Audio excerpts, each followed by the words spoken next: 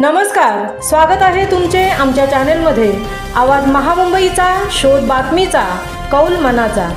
चला तर मग आमचे चॅनल शेअर करा, लाईक करा आणि सबस्क्राइब करा।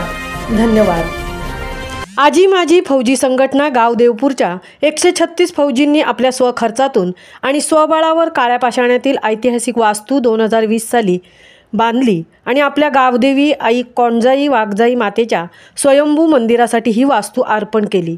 आज या वास्तूस 14 मार्च 2025 रोजी 5 वर्ष पूर्ण झाली। याच निमित्ताने आजी माझी फौजी संघटना गाव देवपूरच्या 136 फौजींच्या माध्यमातून 5वा वर्धापन दिन साजरा करण्यात आला।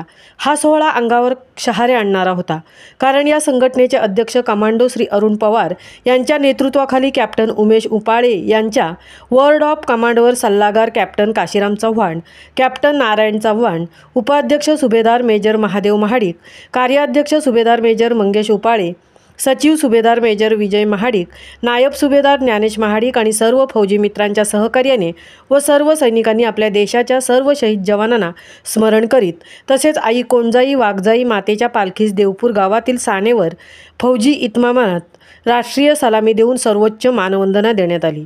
असा हा प्रसंग गावातील सर्वांना रोमांचित तर करणारा होताच, पण आपल्या सर्व आर्मींच्या जवानांविषयी गर्व निर्माण करणारा होता।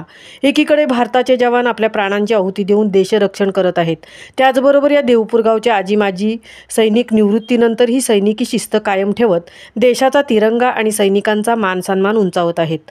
त्याचबरोबर श्री चंद्रकांत कळंबे यांच्या उपस्थितीत गावातील मुख्य हरिभक्त पारायण श्री सत्यवान महाडिक महाराज आणि सन्माननीय उद्योजक किसनजी भोसले यांनी या सैनिकांच्या वतीने देवीला सर्व सैनिकांना सर्व लढाईत सुखरूप ठेवण्याचे साकडे घातले।